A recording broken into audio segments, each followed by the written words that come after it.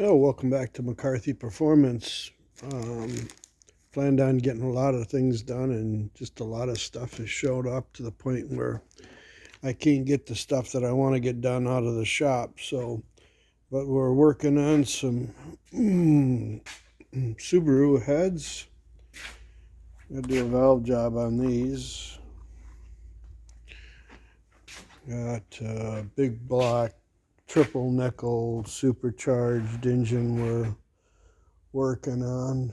Got a couple big blocks that I'm working on right now, and another jug. This one's for a watercraft, and hopefully we can get back to the 283 shortly, and the 383 is waiting to get honed. Just spent a whole day just kind of spinning my wheels, so I really don't have much to post. We'll hone a little bit on this. I got some diamonds we're gonna give a whirl and see how it goes. Okay, I usually shim these up to try to get them so the arc travels straight with the hone, so the head isn't ratcheting back and forth or moving back and forth. Too much angularity. I like to try to keep it straight. With that particular jug, I made up a little extension for my hone head. So we're gonna give her a whirl and see how it works.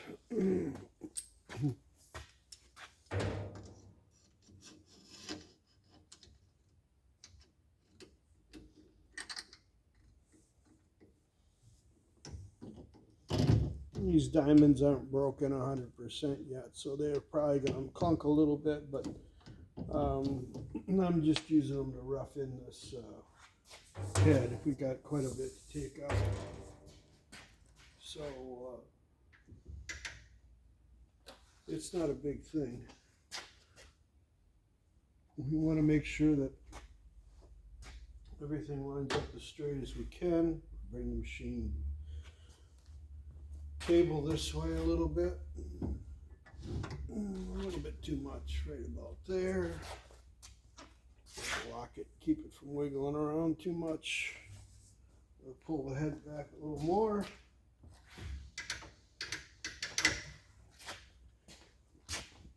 And we'll call that good.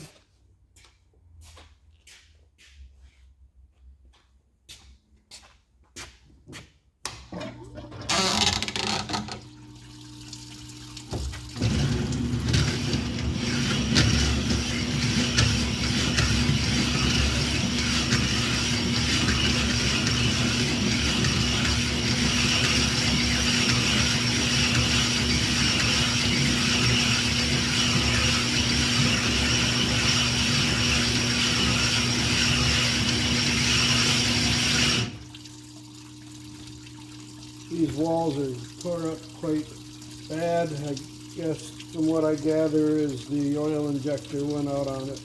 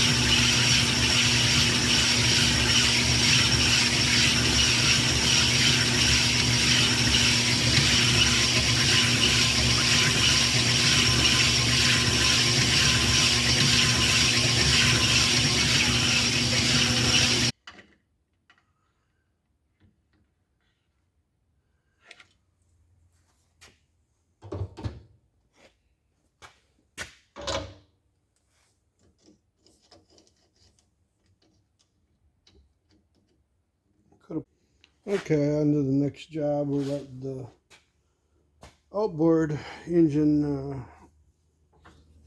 cool off. I've got a set of, well, not a set, just 2 scat rods that customer wants me to try to touch up. This one's been lightly spun. Okay, these dowels, you can buy them, and they're not hard to get, but I don't really want to order any. So if you tap it with a 1/2" 20, and I got an oil pan bolt, and it's threaded with a little bit of taper to it. 1/2" 20, thread it in there until it stops. Clamp it in your rod vise. Use a drift punch.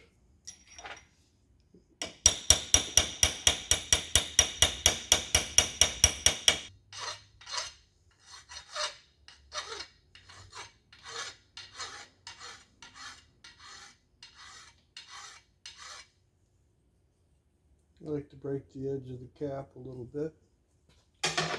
Zero it out.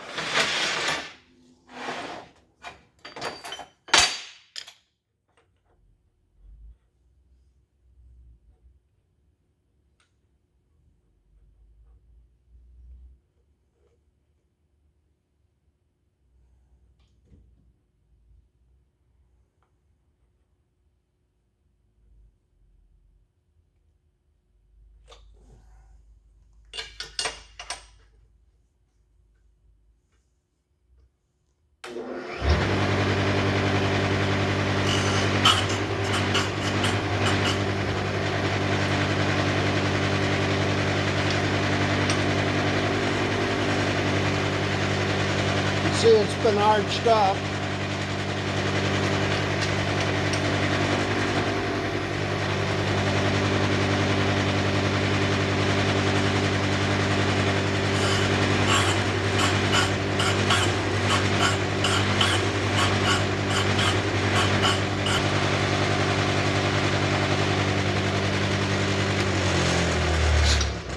We'll take the 2 pieces, gonna clean everything up.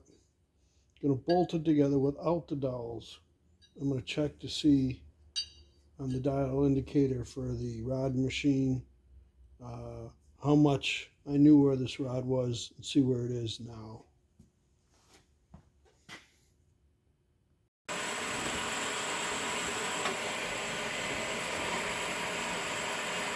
So we got the rod back together, torqued.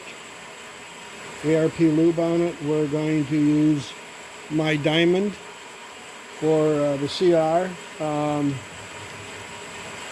If you ask where I got this from, if you're curious, it's going to be Alice Zhang on Facebook. I bonded them on here to an old worn out mandrel, but I believe you can buy them now from them, and you don't have to screw around with it too much. We're going to hit this thing. Diamonds are kind of loud. It's going to get kind of clunky because it's out of round, because I've taken and cut both halves, so it's not round anymore. But it was really round before because it wiped out. So we'll cut back on the pressure here.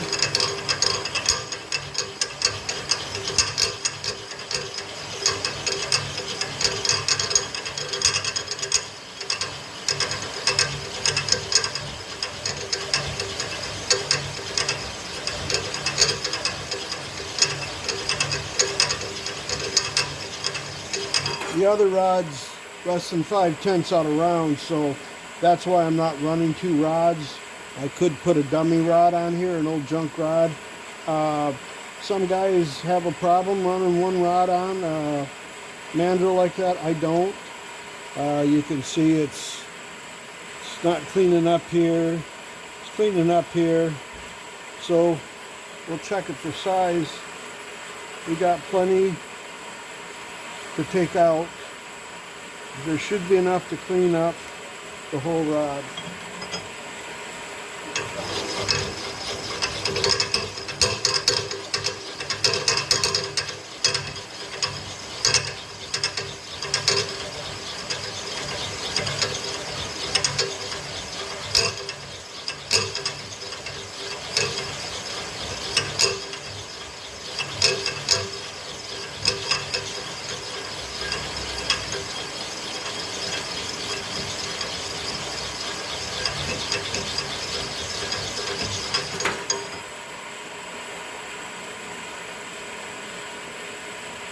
Of course, I will finish it with a finer stone, vitrified. I believe it's a 12 is usually what I stop at. Yeah, 12. Well, it's starting to clean up. It's cleaning up pretty good. Down here it isn't still touching yet, but I've got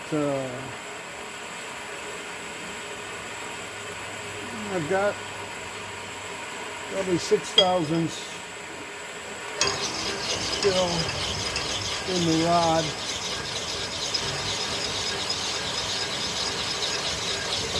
Then I'll switch over to vitrified and take out the little bit that I've got left, which isn't very much.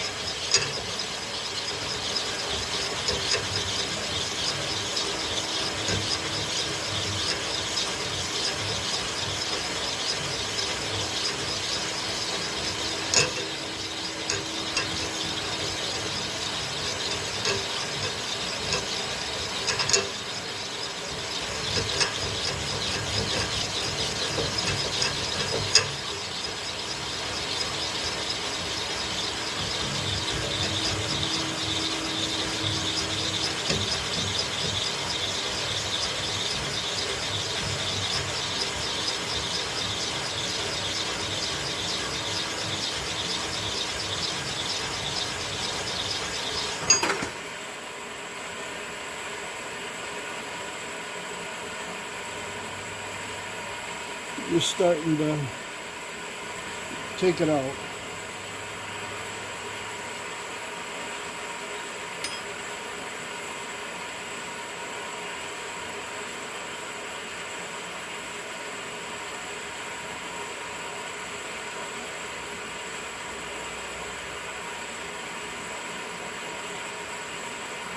Yep, about 5.5. I got, I'll be stroking on it in a while. But there ain't much you can do. You got to clean it all up. The rod was hurt. Somebody might buy a new rod. That's an option. It's not a bad option. Customer wanted me to save it. I'm saving it for him. He's going to make the ultimate decision whether or not, once I'm done with it, if he wants to use it. It'll be perfectly round when I'm done with it. As close as I can make it, which usually with these diamonds, they cut pretty nice. I got a CBN stone I'm going to fix to some of them to see if that cuts better. But diamond seems to work pretty good on iron and steel.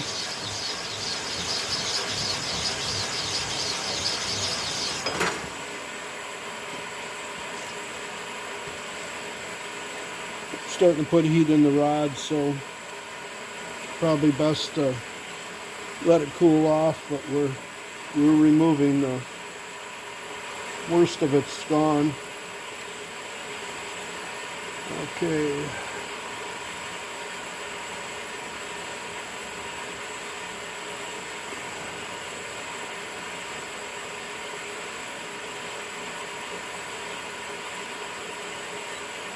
So we got 1, 2, 3, got about 3 left in it.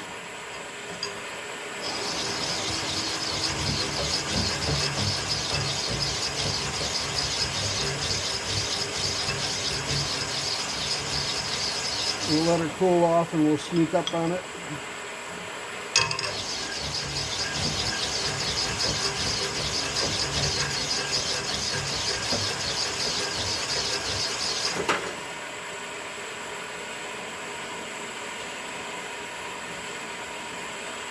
It's pretty much all cleaned up now. You just got to go for a sizing finish now.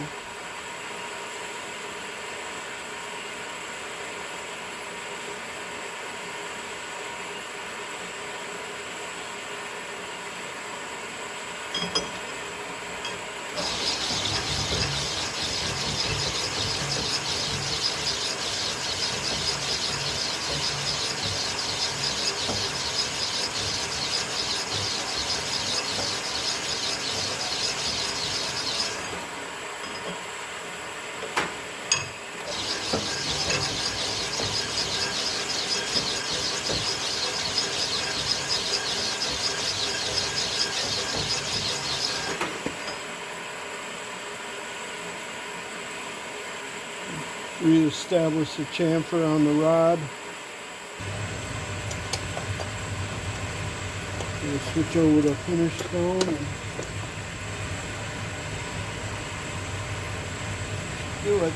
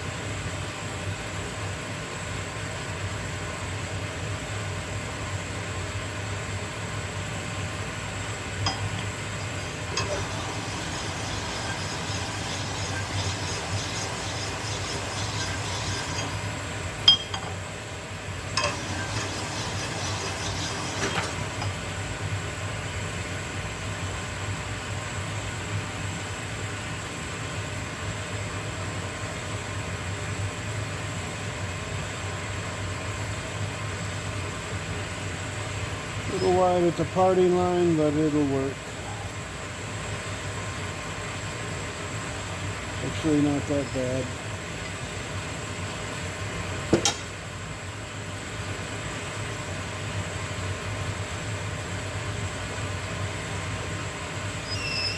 That one's better because I cut a lot more off that rod, but they'll both be suitable for the application. Okay, so I have the rod apart. This is the rod that I took the most off of. And I'm just going to make sure, this will be the last step I do, is I make sure that the bearing tang is not holding the bearing up off the housing bore. And it looks really good there.